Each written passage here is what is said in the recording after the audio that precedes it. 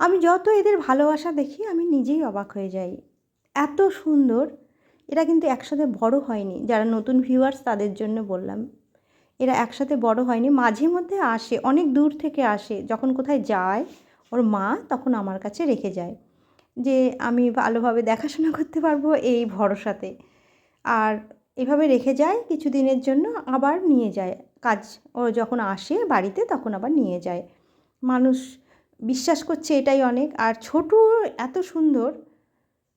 আর এই দেখো, একে আমি ইঁদুর বলবো না কি বলবো বলো। আমার স্টোলটা দিয়ে সন্ধ্যাবেলা আমি ওকে ঢেকে দিয়েছি।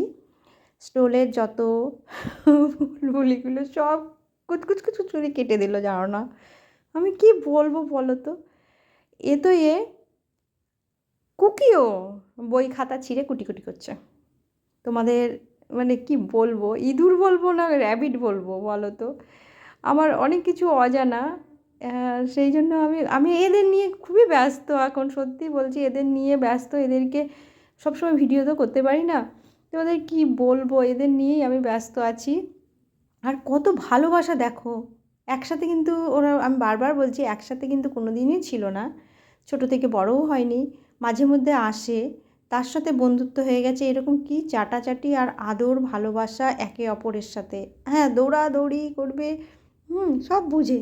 আমার এটাই ভালো লাগে যে না, ভালোবাসা এদের মধ্যে কি সুন্দর একটা ভালো বন্ধুত্ব, ভালোবাসা। আর এ সমানে কেটে চলছে, কি বলবো, দেখো এগুলো এগুলো কেটে চলছে।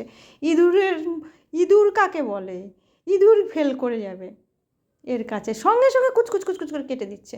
খাবার না কিন্তু, কেটেই চলছে কেটেই চলছে।